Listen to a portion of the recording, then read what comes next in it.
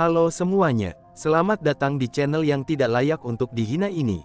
Sebelum kita mulai, atur posisi santainya, seruput kopinya, dan mari kita berkhayal. Hingga pada akhirnya, Lin Tian pergi menuju benua barat bersama dengan Lin Jing. Bagaimanapun juga, dia tidak bisa menolak permintaan kakaknya itu. Tentu saja, Lin Tian menggunakan arai teleportasi yang ada di kerajaan Ling untuk sampai ke benua barat. "Kakak, bagaimana jika kita menginap di kota ini dulu?" tanya Lin Tian. Tidak masalah, tapi kenapa kota ini terlibat sedikit aneh sekarang?" balas Lin Jing yang melihat beberapa keanehan di kota. Karena pada waktu itu, dia pernah datang ke kota barat ini.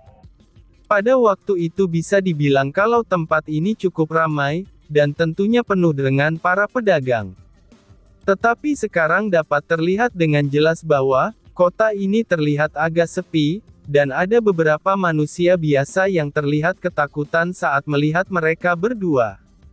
"Kakak, mari kita cari penginapan dulu," ucap Lin Tian kepada Lin Jing yang telah menutup wajahnya. Sedangkan Lin Tian, dia mengganti pakaiannya dengan warna hitam. Setelah cukup lama berjalan di kota, Lin Tian dan Lin Jing menemukan penginapan yang lumayan bagus di kota itu, lalu mereka memesan 2 kamar untuk 2 hari menginap. Setelah selesai memesan kamar, mereka juga bertanya tentang apa yang terjadi di kota itu. Setelah itu, Lin Tian dan Lin Jing berkumpul di kamar Lin Tian untuk membahas apa yang terjadi di benua barat. Menurut para penjaga di penginapan itu, kalau kota ini sekarang sedang mengalami pertempuran antar keluarga, yang dulunya berada di bawah kekuasaan Raja Barat, ucap Lin Jing. "Bukankah ada para ahli yang menjaga benua barat ini? Apakah mereka tidak peduli dengan apa yang terjadi di sini?" tanya Lin Tian. Mendengar pertanyaan Lin Tian, Lin Jing hanya menghela nafas berat. Dia tahu bagaimana sifat para ahli yang datang ke sini, itu atas perintah dari pertemuan sebelumnya. Tetapi jelas saja, mereka tidak terlalu peduli dengan apa yang terjadi di sini. Di antara 4 benua, benua barat memang yang paling lemah di antara yang lainnya. Karena hal itu, di sini penduduknya terlalu sedikit jika dibandingkan yang lain. Dan juga, penghasilan penduduknya juga tidak terlalu bagus di sini. Ada suatu tempat di wilayah barat, yang dulunya adalah tempat terjadinya perang besar. Perang ini mengakibatkan tempat itu kehilangan energinya, dan tidak berpenghuni sampai sekarang. Tempat itu disebut sebagai Tanah Kematian. Lalu akibat dari penindasan dari keluarga kerajaan barat, itu membuat banyak penduduk biasa banyak yang menderita di sini. Tetapi karena mereka hanyalah penduduk biasa yang tidak memiliki kekuatan, jadi mereka tidak bisa pindah ke tempat lain. Beberapa kali ayah Lin Tian pernah mengingatkan, dan bahkan menghajar Raja Barat atas kelakuannya. Tetapi dia tetap dungu dan tidak pernah berubah, hingga pada akhirnya ayah Lin Tian hampir membunuh Raja Barat. Akan tetapi, itu dihentikan oleh para leluhur kuat dari berbagai kekuatan. Alasan mereka menghentikannya, tentu saja Lin Dong tahu, itu karena mereka tidak ingin menguasai benua barat yang telah krisis seperti ini. Di sini juga banyak para bandit yang suka merajalela, dan membunuh penduduk biasa. Setelah mendengar hal itu, Lin Tian sedikit mengerutkan keningnya. Dia tidak pernah menyangka, kalau situasi di benua barat ini sangatlah memprihatinkan. Tetapi tiba-tiba saja dia mendapatkan ide dari bayi kecil, dan itu membuat Lin Tian tersenyum puas. Melihat senyum Lin Tian, kakaknya Lin Jing merasa aneh. Karena biasanya jika ada orang yang ingin menguasai benua barat, mereka yang mendengar hal ini pasti akan menyerah duluan. Itu dikarenakan terlalu merepotkan, untuk mengubah semua situasi yang ada di sini. Oke, itu tidak masalah. Kalau begitu, mari kita mulai dengan menguasai kembali kota ini. Sedangkan untuk Sekte Langit, biarkan kloninganku saja yang ke sana, ucap Lin Tianlal membuat kloningannya di depan Lin Jing. Melihat kloningan Lin Tian yang kekuatannya berada di alam dewa tingkat rendah, mata Lin Jing melotot dan hampir copot. Karena biasanya, seorang dewa yang membuat kloningannya sendiri, setidaknya kekuatan kloningannya itu hanya berada di alam kaisar yang paling tinggi. Akan tetapi, itu sangat berbeda dengan adiknya ini. Pantas saja dulu pernah dikatakan bahwa, kalau adikku ini bisa menjadi ahli yang lebih kuat daripada ayah. Ucap Lin Jing dalam hatinya dengan senyum puas. Siapa yang tidak puas dengan adik yang luar biasa seperti Lin Tian? Sebagai kakaknya, tentu saja dia sangat bangga. Apalagi jika ada orang yang menanyakan siapa adiknya, dia pasti dengan lantang mengatakan nama Lin Tian ke seluruh dunia, itu agar mereka bergetar ketakutan setiap mendengar namanya. Kakak, masalah di ibu kota, biarkan aku yang mengatasinya. Kakak tinggal duduk manis saja, dan menyaksikan semua yang aku lakukan, ucap Lin Tian dengan tersenyum. Memangnya apa yang akan kamu lakukan dengan keluarga itu? Tanya Lin Jing. Jika mereka tidak mau menyerah, aku tinggal membantainya saja, balas Lin Tian dengan senyum dingin di wajahnya, dan aura membunuh yang membuat Lin Jing kaget. Dia sekarang sedikit tahu, kalau adiknya ini bukan hanya kuat, tetapi dalam hal kecerdasan, mungkin ayahnya sendiri tidak sebanding dengan Lin Tian. Akhirnya kloning Lin Tian pergi dari penginapan menuju ke Sekte Langit, sedangkan Lin Jing kembali ke kamarnya, dan Lin Tian hanya duduk di kursi dalam kamar sambil memikirkan sesuatu. Menurutmu di mana tempat yang bagus membuat sekte? Tanya Lin Tian. Bai kecil turun dari kepala Lin Tian, dan berkata dengan santai kepadanya. Bukankah kakak Lin Jing pernah mengatakan, kalau ada tempat yang bagus di benua barat, balas Bai kecil dengan malas. Kapan kakak perempuan mengatakan hal itu? Setahu aku, dia hanya mengatakan kalau ada suatu tempat yang sangat buruk di benua barat, dan tempat itu disebut Tanah Kematian, ucap Lin Tian dengan bingung. Hahaha, tempat yang buruk. Tanah Kematian ya. Malahan, di sana adalah tempat yang bagus jika kakak ingin membangun Sekte Langit. Sebenarnya, energi di sana bukannya hilang, namun melainkan disegel, ucap Bai kecil dengan senyum jahatnya. Kenapa kamu bisa tahu? Tanya Lin Tian dengan bingung. Bai kecil tidak menjawab pertanyaan Lin Tian, dan dia hanya diam sambil memalingkan wajahnya ke arah lain. Lin Tian yang penasaran dengan cerita itu, dia memaksa Bai kecil mengatakan dengan cara merayu, dan menggunakan barang-barang yang dulu pernah diambil olehnya. Tentu saja Bai kecil tidak bisa menolaknya, hingga pada akhirnya dia mengatakan kenapa dia mengetahui tempat itu. Dahulu, dia pernah ke sana untuk melakukan sesuatu. Dan setibanya di sana, dia merasa kalau tempat itu penuh dengan energi yang murni dari benua lainnya. Jadi, dia sengaja menyegel tempat itu, dan membuatnya seolah-olah kalau telah terjadi peperangan besar di sana. Dengan menciptakan skenario seperti itu, tentu dia juga memasang beberapa formasi pembunuh. Siapapun yang datang ke sana jika tidak mengetahui formasi tersebut, irang itu pasti akan mati mengenaskan. Kemungkinan roh dan mayatnya juga akan menjadi bahan untuk memperkuat formasi di sana. Tentu saja dia tahu akibat dari formasi tersebut, itu akan banyak korban yang berjatuhan di sana, itu dikarenakan rasa penasaran mereka. Tetapi di mata Bai kecil dulu, itu adalah hal yang wajar. Jika mereka ingin mendapatkan sesuatu, maka mereka harus membayarnya dengan harga yang mahal. Meskipun Lin Tian tahu kalau Bai kecil juga kejam, tapi dia tidak menyangka kalau dulu Bai kecil adalah orang yang cukup kejam. Pantas saja dulu dia dijuluki binatang suci yang setara dengan Kaisar Langit, itu jika dilihat dari cerita Lin Long kepadanya. Kalau begitu, ini sudah selesai dengan baik. Dan selanjutnya, Kita tinggal mencari beberapa orang di alam dewa tingkat tinggi untuk bergabung dengan kita, ucap Lin Tian. Dan tiba-tiba saja, bang, serahkan pajak bulan ini sekarang juga. Tiba-tiba saja terdengar suara teriakan keras dari luar, sebelum bayi kecil berbicara. Bang, dari luar terdengar suara keras seperti meja yang hancur, dan gelas yang pecah. Kejadian itu membuat bayi kecil yang ingin berbicara menjadi sangat marah, karena dia baru saja ingin mengatakan sesuatu, tapi malah diganggu dengan suara ribut di luar.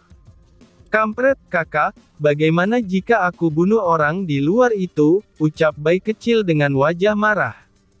Lin Tian yang mendengar keributan di luar juga sedikit marah, hingga pada akhirnya Lin Tian menghela nafas, dan berjalan keluar pintu bersama bayi kecil di atas kepalanya.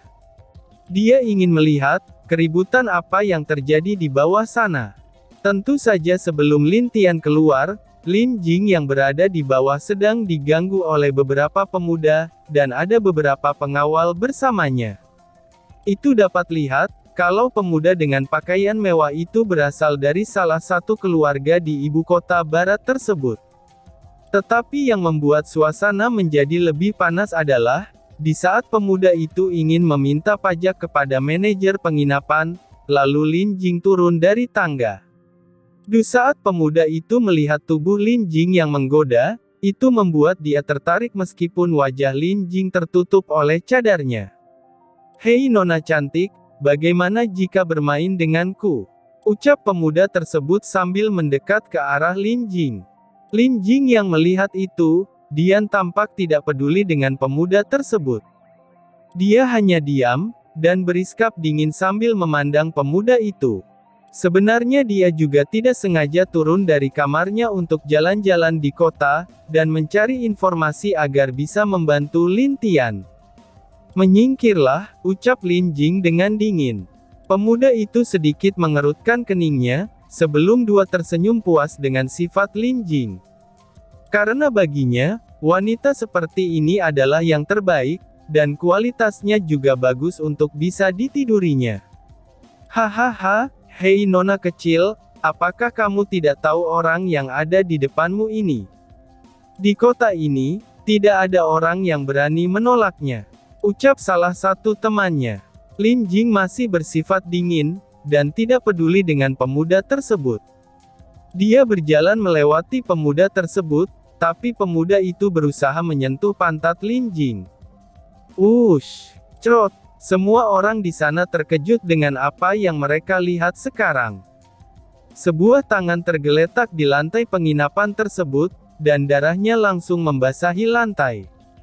Para pemuda yang tadinya akan menyentuh Lin Jing, dia juga tercengang dengan apa yang dia lihat.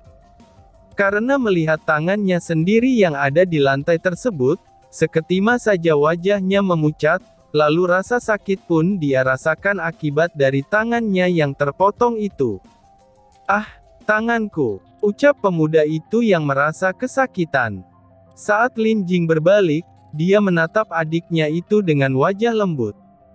Itu sudah jelas, yang memotong tangan pemuda tadi adalah Lin Tian. Sekarang dia terlihat marah, karena pemuda itu ingin melakukan hal yang tidak senonoh terhadap dirinya. "Ah, bunuh pemuda ini. Aku ingin dia mati," teriak pemuda itu sambil melihat Lin Tian dengan penuh kebencian. "Kalianlah yang akan mati. Berani sekali kalian menyentuh dan mengganggu kakakku. Apakah kalian pantas?" ucap Lin Tian dengan marah. Bang! Aura membunuh Lin Tian dilepaskan sedikit, dan itu membuat seluruh orang yang ada di sana hampir muntah darah. Mungkin jika Lin Tian benar-benar melepaskan seluruh aura membunuhnya, maka semua orang di sana akan terluka parah olehnya. "Bunuh, cepat bunuh dia," ucap pemuda itu, yang saat ini masih tidak sadar dengan siapa dia berurusan. "Karena kamu berani menyentuh tuan muda kami, maka kamu harus mati," ucap para penjaga pemuda itu. Semua pengawal yang berjumlah 10 irang, serta temannya 5 orang, mereka semua segera menyerang Lin Tian dari segala arah. Melihat hal itu, Lin Jing hanya diam saja. Tapi dia sudah tahu, nasib akhir mereka semua di tangan Lin Tian.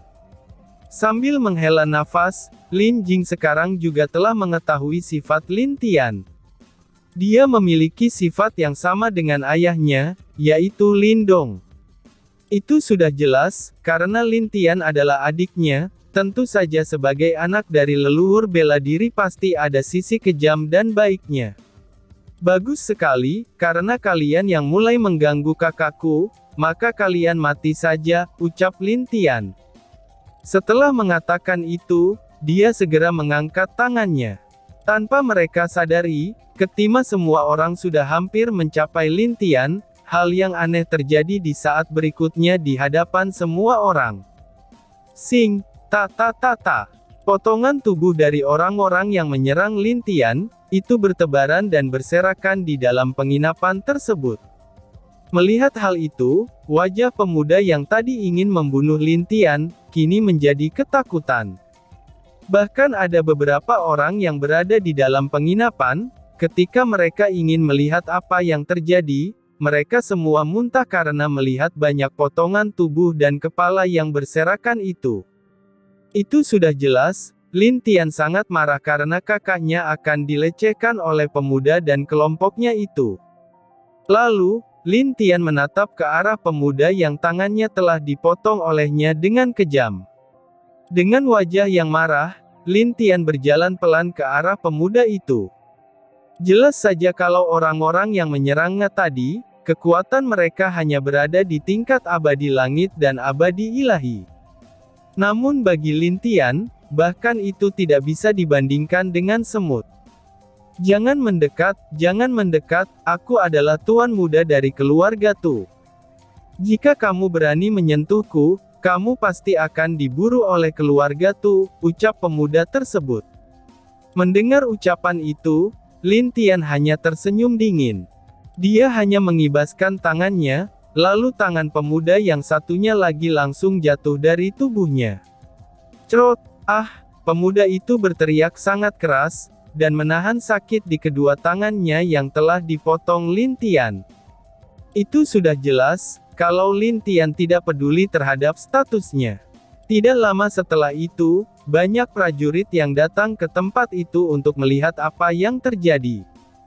Tetapi di saat mereka masuk ke dalam penginapan itu, ternyata sudah banyak potongan tubuh manusia yang bertebaran di lantai penginapan.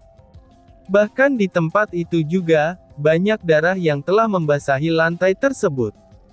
Siapa yang melakukannya? Tanya pemimpin prajurit itu dengan wajah marah. Mendengar hal itu, tidak ada orang yang menjawabnya, dan mereka hanya diam saja. Sedangkan Lin Tian tidak mau melihat para prajurit itu, dia hanya terus mendekat sambil tersenyum kepada tuan muda Tu itu. Dia yang melakukannya. Dia telah membunuh para pengawal dari keluarga Tuku. Cepat tangkap dia, dan hukum mati orang ini, teriak tuan muda Tu itu. Mendengar teriakan tuan muda Tu itu, mereka langsung melihat ke arah tuan muda Tu itu berada.